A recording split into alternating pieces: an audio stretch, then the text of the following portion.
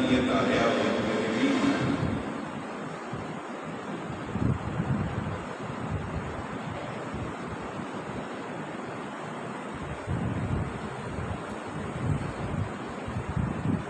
تھوڑا سا آگے ہو جائے پنکھے کے نیچے ہو جائے تو سانس کے دل ہو جائے آگے آ جائے.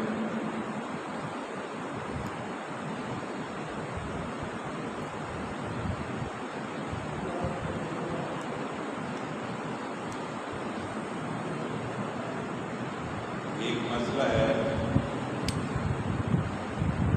جب آدمی جنازہ پڑھے تو سب سے آخری سب سے ثواب زیادہ ہے اور جب آدمی نماز فرض پڑھے پہلی سب سے ثواب زیادہ ہے.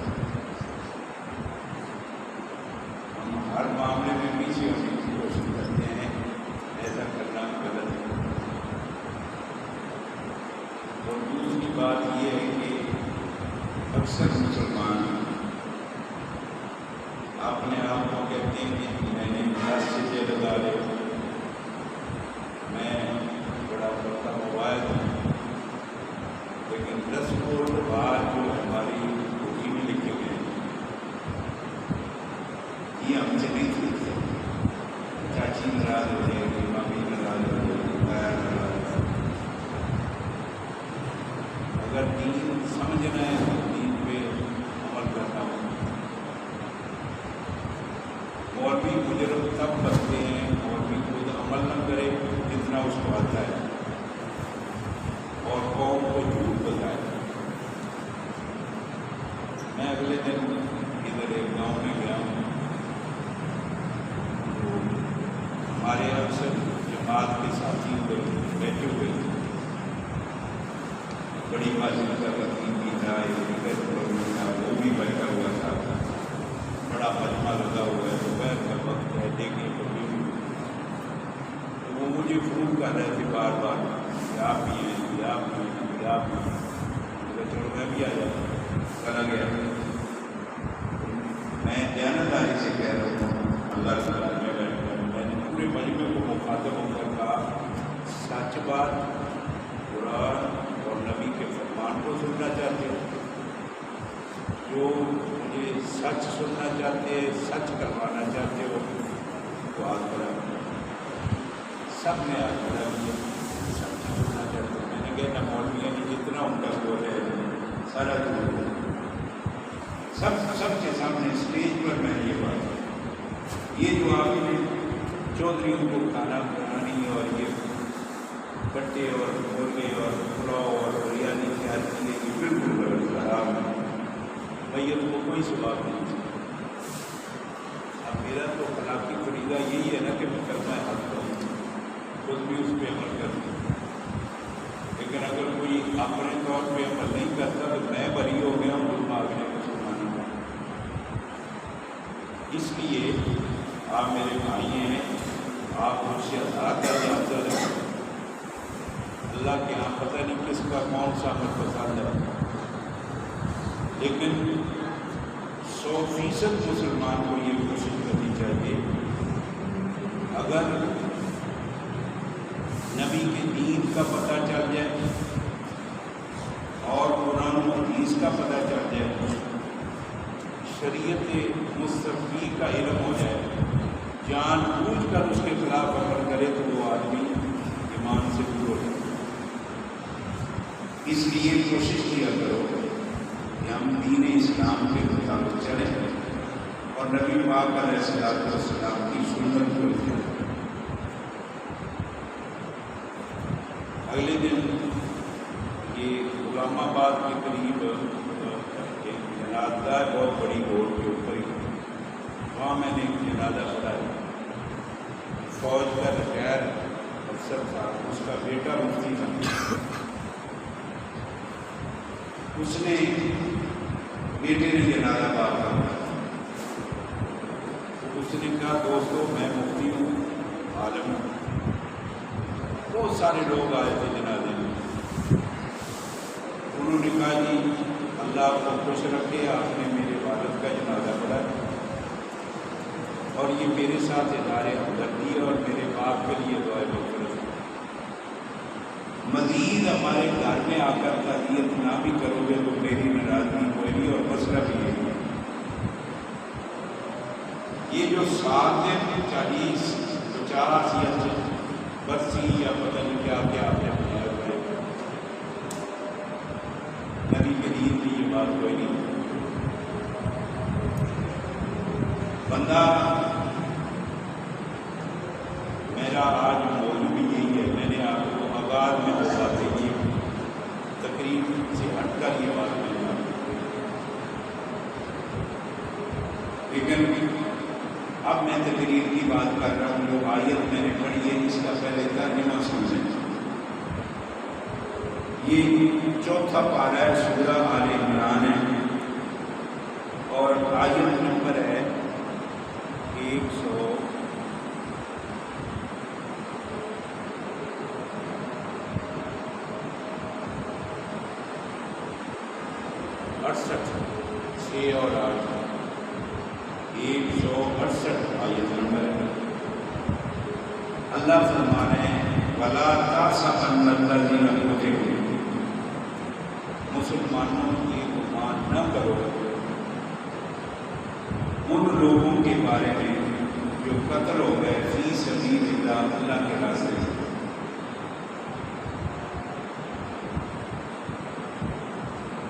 وَالْأَحْيَاءُ، نہ کیا گمان نہ کرو امواتاً کہ وہ ہوتا ہے، وَالْأَحْيَاءُ بلکہ وہ زندہ ہے۔ کیا ہے؟ بلکہ وہ کیا ہے؟ زندہ ہے۔ کہاں زندہ ہے؟ قبر میں یا کسی اور جگہ پر؟ اللہ نے یہاں پر ارشاد فرما دیا اِلَّا رَبِّهِمْ، اپنے رب کے پاس زندہ ہے۔ یرزقون، جہاں ان کا رب ان کو رزق بھی دیتا ہے۔ فارحین بما آتاہم اللہ من فضلہ، وہ بہت خوش ہیں اپنے رب کے دیے ہوئے فضل پر، عنایت۔ وَيَسْتَبْشِرُونَ بِالَّذِينَ لَمْ يَلْحَقُوا بِهِمْ، اور خوش ہو رہے ہیں باسباب ان لوگوں کے جو ابھی تک آ ملے ہیں ان سے، یعنی جو ان کے ساتھ اور بھی جو جا کے مل گئے ہیں ان کے ساتھ وہ بھی ان کے ساتھ رہ گئے۔ من خلفہم، ان کے پیچھے رہ جانے والوں سے، یعنی پیچھے والوں سے آگے جو چلے گئے ان سے وہ بہت زیادہ خوش۔ اللہ خوف علیہم ولا ہم یحزنون، نہ ان پر وہ غم ہے اور نہ وہ غمگین ہے۔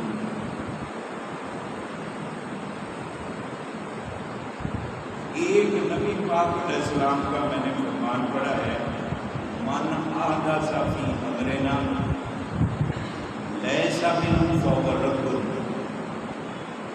جو عمل میرے نبی سے ثابت نہیں ہے کوئی بندہ اس کو سنت سمجھ کے کرے، وہ عمل بھی مردود ہے اور کرنے والا بھی مردود ہے۔ یہ نبی کی حدیث ہے۔ یہ 2 باتیں میں نے آپ سے عرض کر دی۔ موت کس کو کہتے ہیں اور زندگی کس کو کہتے ہیں؟ پھر موت کی کئی قسمیں ہیں۔ پہلے سمجھیں آپ موت اور حیات میں فرق ہے۔ کیا آپ نے کوئی ایسا مردہ دیکھا ہے کہ اس کی موت کے وقت آنکھ بھی نکل گئی ہو، بازو بھی ٹوٹ گیا ہو، ایک ٹانگ ادھر بھاگ گئی ہو، ایک ٹانگ ادھر چلی گئی ہو، سر ادھر چلا گیا ہو؟ یہ کبھی نہیں، بلکہ جسم اسی طرح سلامت رہتا ہے۔ یہ بات ایسے ہے کہ ٹانگیں بھی اسی جگہ پڑی رہتی ہیں، آنکھیں بھی، کان بھی، ناک بھی، زبان بھی، بال بھی، ہاتھ بھی، پاؤں بھی، انگلی۔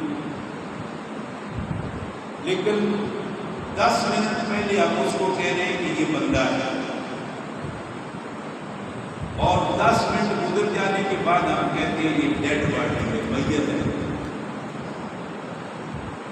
اب بندہ کب ہوتا ہے اور میت کب ہوتی ہے؟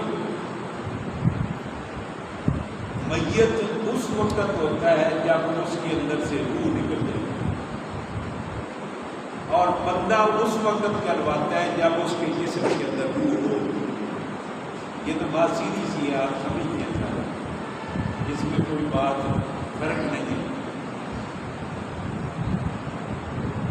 روح اور جسم کے ملاپ کا نام زندگی ہے، اور روح اور جسم کی جدائی کا نام موت ہے۔ یہ بڑی ہر بندہ ہے، میں کوئی ایسا کوئی نقطہ بیان نہیں کرتا۔ روح اور جسم کے اکٹھے رہنے کا نام زندگی ہے، اور روح اور جسم کی جدائی کا نام موت ہے۔ حالانکہ بندہ بالکل اسی طرح چرپائی میں پڑا ہوا ہے پورے جسم کے ساتھ، لیکن روح نکل گئی۔ جب روح نکل گئی تو آنکھ کی بینائی بھی ختم ہو گئی، کان کی سنوائی بھی ختم ہو گئی، انگلیوں کی حرکت بھی ختم ہو گئی، جوڑوں کا لچک بھی ختم ہو گیا، ہر شے پکڑ کے رہ گئی۔ کیوں کہ جو اس کو چلانے والی چیز تھی روح، وہ بندے کو چھوڑ گئی۔ اب وہ بیوی جو ایک لمحہ بھی خاوند کے بغیر گزارا نہیں کر سکتی، وہ بیٹا جو باپ کی جدائی برداشت نہیں کر سکتا، وہ بھائی جو بھائی کی جدائی برداشت نہیں کر سکتا، وہ بیٹی جو باپ کو دیکھے بغیر ایک منٹ نہیں گزار سکتی، وہ بھی کہتی ہے کہ جلدی کرو غسل دو، دیر ہو رہی ہے، میت کو اس کے مقام پر پہنچا۔ روح جو نکل گئی، اب وہ میت ہے۔ جب بندہ زندہ ہے تو اس کی بڑی قدر ہے، جب بندہ فوت ہو گیا تو جتنا پیارا رشتہ ہے اس کو پردے میں لے جانے کے لیے کوشش کرتا ہے کہ اس کو مٹی کے سپرد کر دے۔ جتنا مقدس اور پیارا رشتہ، پیر ہے مرید کو کہے گا مرید ہے، پیر کو کہے گا شاگرد ہے، استاد کو کہے گا بیٹا ہے، باپ کو کہے گا بیٹی ہے، ماں کو کہے گا، یعنی سارے رشتے اس کو دفنانے کے لیے تیار ہو گئے۔ اب زندگی بھی آپ نے دیکھ لی اور موت بھی آپ کو میں نے بتا دی۔ موت جدائی کا نام ہے، زندگی اکٹھ کا نام ہے، روح اور جسم کا۔ لیکن پھر موت کی آگے کئی قسمیں۔ ہر مسلمان اللہ کے حضور دعا مانگتا ہے، یا اللہ میرا خاتمہ بالخیر، خاتمہ بالایمان فرما۔ مانگتے ہو دعا میں کوئی نہیں، ہر بندہ دعا ہے، یا اللہ مولوی بھی، پیر بھی، نبی بھی، ولی بھی، صحابی بھی، امتی بھی، اہل بیت بھی، عورت بھی، مرد بھی، بالغ بھی، عاقل بھی، ہر انسان یہ دعا مانگتا ہے، یا اللہ میرا خاتمہ بالخیر، خاتمہ بالایمان فرمانا۔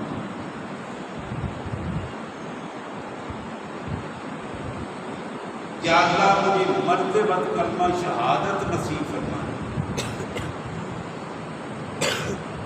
یا اللہ میرا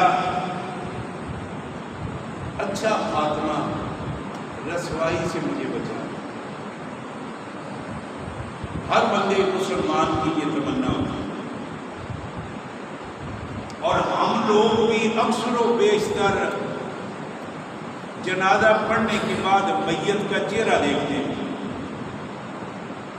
جن کا رنگ بابا چٹا نظر آئے کہنے سبحان دور بڑا چمکتا ہے، اور جہاں بچارا میرے بابو کو سامنے رنگ دا وہ کہتے ہیں کام خراب ہے، ہم بگڑے ہو۔ یہ نہیں، حضرت بلال رضی اللہ تعالیٰ عنہ کا سب سے بڑا کالا رنگ ہے، لیکن حضور پاک نے معراج کے موقع پر فرمایا تھا بلال کون سا عمل کرتا ہے محمد سے پہلے جنت میں پھر رہا ہے۔ تو اللہ رب العزت جس بندے کی موت اچھی کر دے کہ اس کی زبان سے آخری جملہ لا الہ الا اللہ جاری کر دینا تو وہ بندہ کامیاب ہے، وہ جنتی ہے۔ یہ اس کو ہم کہتے ہیں خاتمہ بالخیر۔ اور دوسری بات ہے کہ خود بخود کلمہ نہیں پڑھتا، بیمار تھا بڑا، سکرات موت شروع ہو گئے، سینے میں پنجابی چسی کہتے ہیں گھنگرو کھڑکنے لگا، تھر تھر تھر کی آواز آنے لگی۔ ہم کہتے ہیں یہ موت اور زندگی کی کشمکش میں مبتلا ہے۔ تو مسلمانوں کا اخلاقی مذہبی فریضہ برسا کا یہ ہے کہ اس کے پاس بیٹھیں اور بیٹھ کر بلند آواز سے کلمہ شہادت کی تلقین کریں۔ جب آپ اس کے پاس پڑھیں گے تو وہ آپ کی آواز سن کر خود اس کی زبان سے کلمہ جاری ہو۔ اگر کلمے پر اس کی زندگی گزری ہے تو میت سکرات موت کے وقت اس کو یہ نہ کہو کہ پڑھ کلمہ، یہ اس کو نہ کہو۔ اگر اللہ نہ کرے وہ یہ کہہ دے کہ میں نہیں پڑھتا تو وہ کافر ہو گیا، کیونکہ اس کو تو تکلیف ہی بیچارے کو بڑی ہے۔ اللہ سب کو سکرات موت کی تکلیفوں سے محفوظ رکھے، اللہ ہم سب کو ایمان کی موت دے۔ تو اس کے پاس بیٹھ کر اونچی آواز سے کلمہ شہادت پڑھا جائے تاکہ وہ آپ کی آواز سن کے کلمہ پڑھے۔ اگر کلمہ پڑھ لیا تو خاتمہ بالخیر ہے، بہت اچھا خاتمہ ہو گیا۔ اور اگر اس کی زندگی ایڑیاں رگڑ رگڑ کر ختم ہو رہی ہے اور اس کو تکلیف بڑی ہو رہی ہے اور پسینہ آ رہا ہے اور بار بار پانی مانگ رہا ہے تو اس کے پاس بیٹھ کر سورہ یاسین کی تلاوت کریں۔ لیکن ہم لوگ کرتے کیا ہیں؟ تو بچے کو طالب علماں کو لے آؤ کہ بچے طالب علماں دی نیت کی ہوتی ہے سانو چاولاں دا پلیٹ مل جائے گی، بچوں کی نظریہ کی ہوتا ہے سانو کو 10-10 روپیے دے دیں گے، کیونکہ اسی بچے بھی تو مدرسے انہوں نے پڑھنا ہے جنہوں کا یا پیو مرے یا ماں مری ہے یا گھروں بھوکے۔ اسی دین تو غریباں دے سپرد کیتا ہوا ہے نا، یتیماں دے سپرد۔ کوئی چودھریاں کا پتر پڑھیا ہوا نظر آیا کہ پھر دین تو سچا کتوں ملے؟ اگر خودداری سچ اور حق سننا چاہتے ہو تو کھاتے پیتے خاندانوں کے بچوں کو دین پڑھاؤ، وہ آپ کو سچ سنائیں گے۔ مگر میں تو نیچے دیکھوں گا کہ چودھری کتے نماز 1 منٹ ہو گیا تو میں نماز کھڑی کرتی کہ چودھری نے میں کنوں پڑھ کے مسیح کو پڑھ دیا کہ یہ میں پرواہ کوئی نہیں کہ کسی کی میں کرو کرنا، میں کرا کسی کا ملازم ہوں، میں دین کا حق اور سچ بیان کرا، عمل بھی کرا، میرے اندر کوئی کبیرہ گناہاں کا ارتکاب بھی نہ ہوئے تو میری ہر بندہ گل سنے گا۔ یہ گل سمجھ آتی پئی کہ کوئی نہیں؟ ایویں کرتے پے اسی کہ کوئی نہیں؟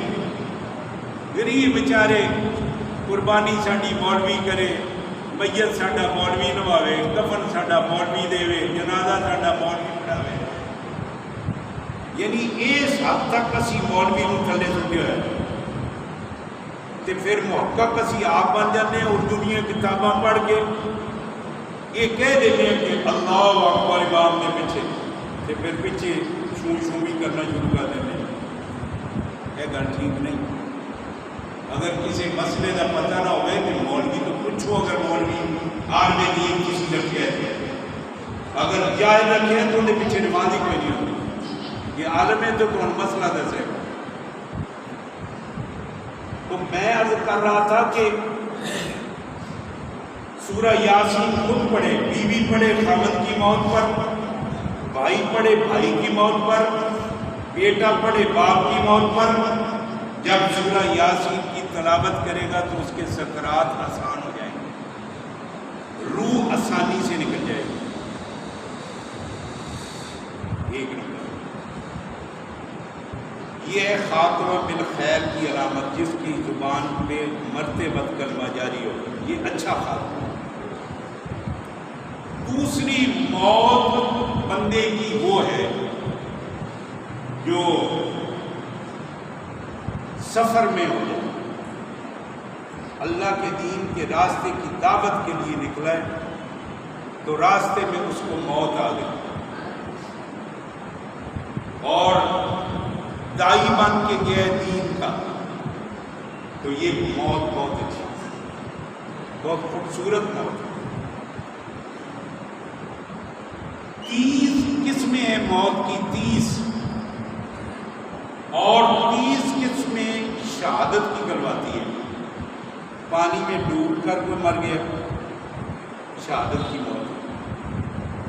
دیوار کے نیچے کو آ کر فوت ہو گیا، شہادت کی موت. لیکن سینے میں ایمان ہونا ضروری ہے. وہ مومن مسلمان آگ میں جل کے فوت ہو گیا، شہادت کی موت. پیٹ کی اچانک تکلیف اٹھی، سینے میں اچانک درد ہوئی، لیکن دین پہ اس کا یقین ہے، موت واقع ہو گئی، شہادت کی موت.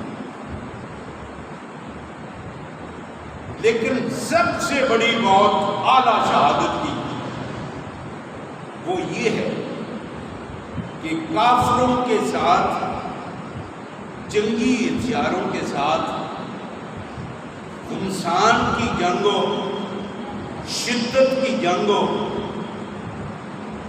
دعویٰ صرف دین کا ہو کہ میں اشاعت دین کے لیے کفار سے جنگ کر رہا ہوں. کفار مسلمان پر حملہ کرتے ہیں، مسلمان کافروں پر صرف کفر کی بنا پہ تلوار کا وار کر رہا ہے کہ وہ کافر ہے، میرے اللہ اور اس کے رسول کا دشمن ہے. تو اس دورانیے میں اگر کوئی آدمی زخموں کی تاب نہ لاتے ہوئے دنیا سے چلا جاتا ہے تو یہ شہید ہے، اور یہ شہید کا اعلیٰ درجہ ہے. کون سا درجہ ہے؟ اعلیٰ. اور اس اعلیٰ درجے کو میرے نبی نے اللہ سے مانگا ہے، جبکہ نبوت کا درجہ سارے صفتوں سے اعلیٰ ہے. نبیوں میں، ساری مخلوق میں انبیاء کا درجہ اعلیٰ ہے، اور سارے نبیوں میں حضرت محمد رسول اللہ کا درجہ اعلیٰ ہے. لیکن خاتم الانبیاء علیہ السلام نے بھی اللہ تعالیٰ سے شہادت کی موت سوال کیا ہے. مولا میں محمد بھی تجھ سے شہادت کی موت کا سوال کرتا ہوں. اور بعض روایات میں آتا ہے کہ حضور پاک کو ایک یہودی نے زہر دیا تھا، اور آپ کو اسی زہر خوردنی کی بنا پہ آپ کی روح پرواز ہوئی تھی، اور باری تعالیٰ نے آپ کو شہادت کی موت سے سرفراز فرمایا. پھر ایسا ایک صحابی جس کو نبی نے اللہ سے مانگا، اس کا نام حضرت عمر بن خطاب ہے. اس نے بھی اللہ تعالیٰ سے شہادت کی موت مانگی.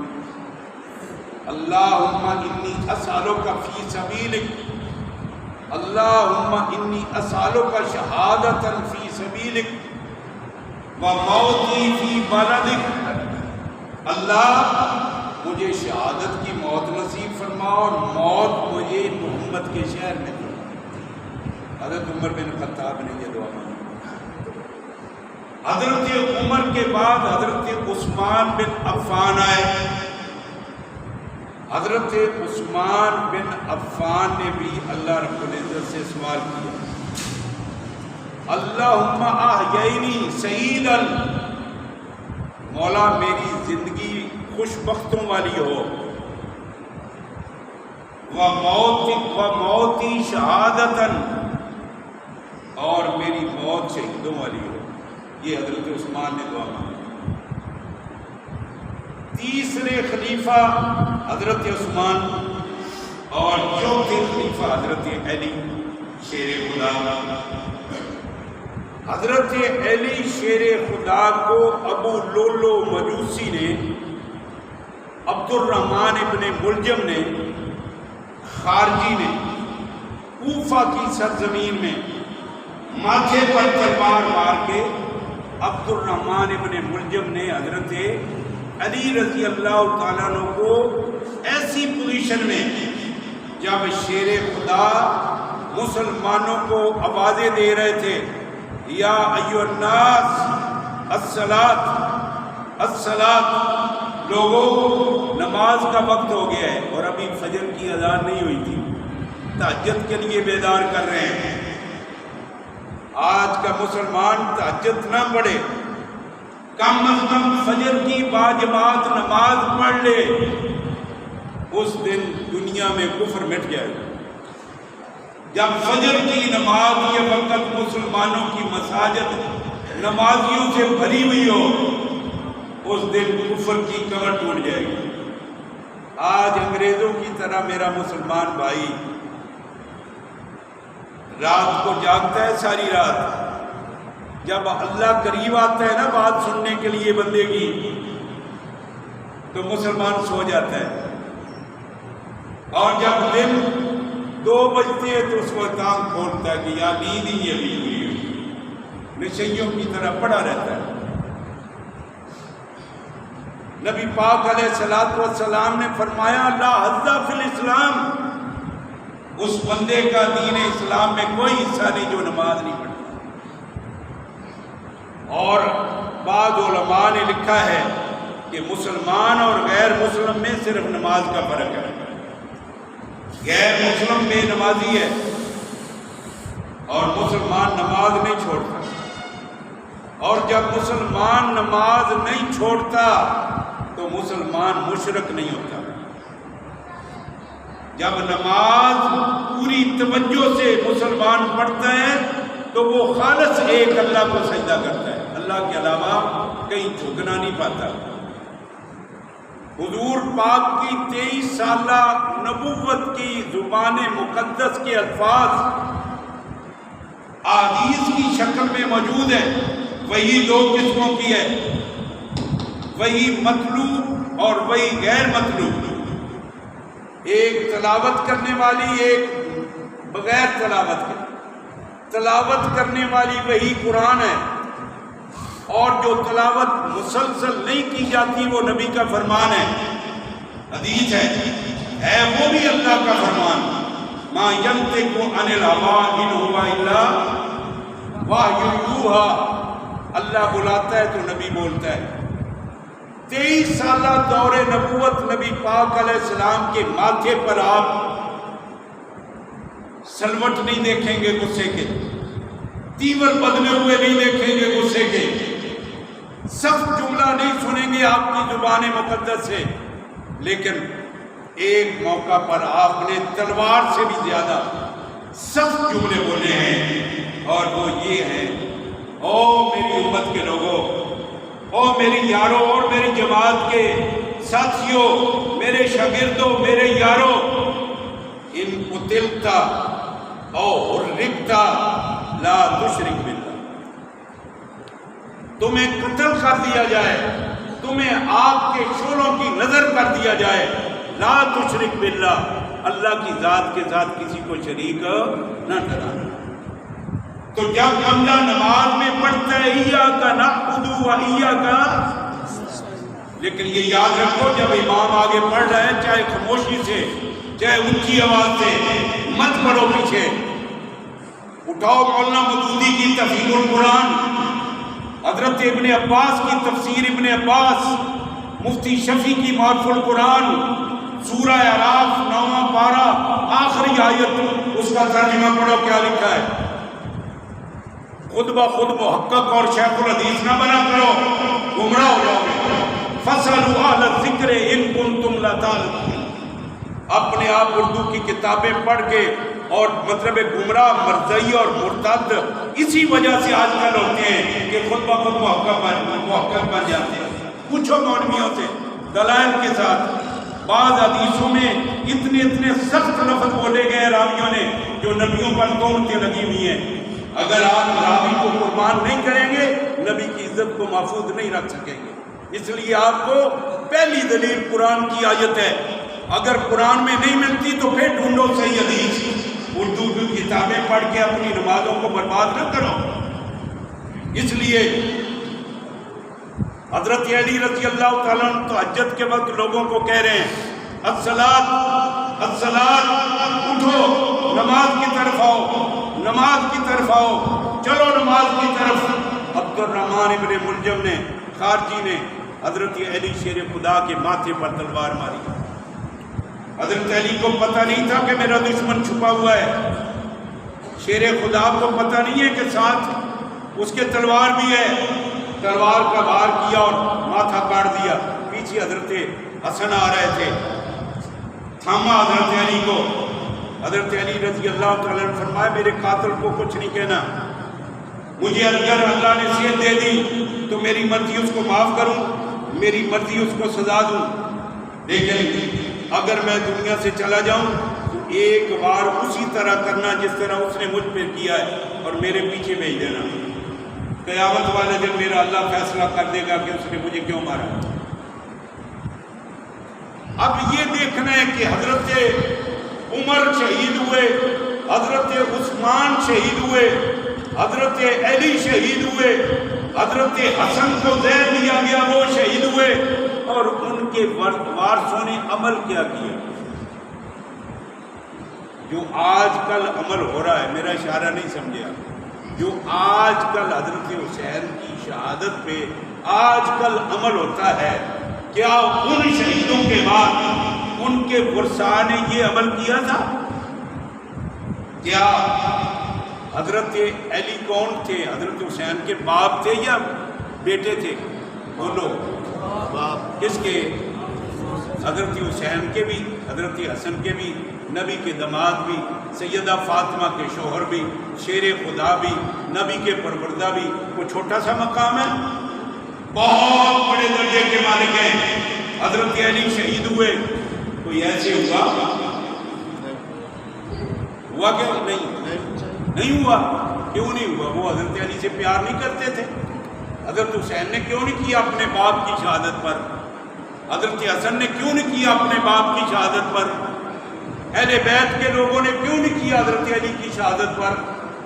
حضرت علی نے کیوں نہیں کیا عمر بن خطاب کی شہادت پر، جبکہ عمر بن خطاب حضرت علی کے داماد ہیں؟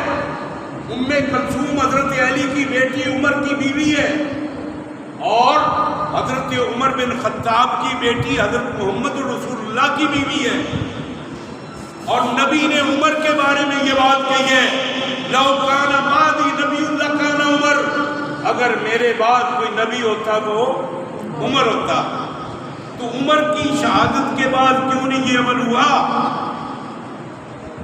یہ ایسے باتیں چلائی ہوئی ہیں، دین سے دور ہم لوگ ہٹتے چلے جا رہے ہیں، اور شہادت کو معمولی موت ہے؟ شہادت انبیاء نے مانگی ہے، شہادت نبی کے یاروں نے مانگی ہے، شہادت نبی کے متقی پرہیزگار یاروں نے مانگی ہے، اور شہادت ایسی کمال کی موت ہے کہ شہید ہونے والے کو کسی قسم کی تکلیف نہیں ہوتی۔ جب بندے کی موت آتی ہے نا ایماندار کی اور شہادت کی تمنا کرنے والے کی، تو اس کے سامنے اللہ کے انعام آ جاتے ہیں، وہ توجہ کرتا ہے انعامات مجھے یہ ملنے والے ہیں۔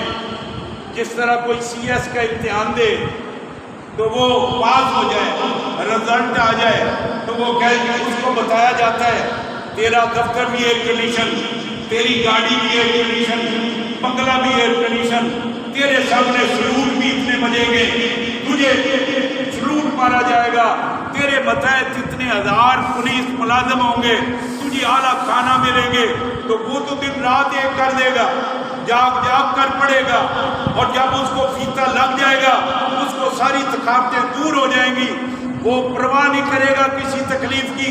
اسی طرح شہید ہے جب وہ عزم لے کر، دین لے کر، قرآن لے کر، نبی کی صداقت لے کر، نبی کا اسلام لے کر کفار کے مقابلے میں جاتا ہے، دو بدو تلواروں کا مقابلہ ہوتا ہے، اللہ دکھا دیتا ہے تو اس کو اسی طرح پرواہ نہیں ہوتی تلواروں کی، جس طرح حضرت یوسف کے بارے میں زلیخا پر تہمت لگی تھی نا کہ زلیخا تو بادشاہ کی بیوی اور تیرا خامد وزیر خزانہ مصر کا بادشاہ اور تو اپنے گھر کے پالے ہوئے غلام پر عاشق ہو گئی ہے۔ اس نے کہا تو نہیں پتا غلام ایجے ہوندے میں بلانی ہے آؤ میرے گھر کون میں دکھاواں غلام ایجے ہوندے۔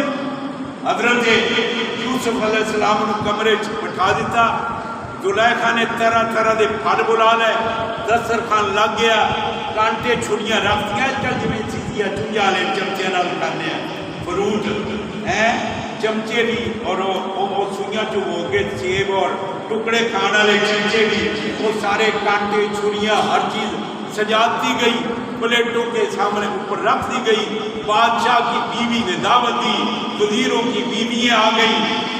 آج کل فیشن دیکھتی ہے وزیروں کی بیویوں کے، مالے مفت دلے بے رحم، جو مرضی کریں تو ننگا ہو، میری مرضی میرا جسم، جو مرضی کرتا پھرے، کوئی کسی کو نہیں پوچھ سکتا۔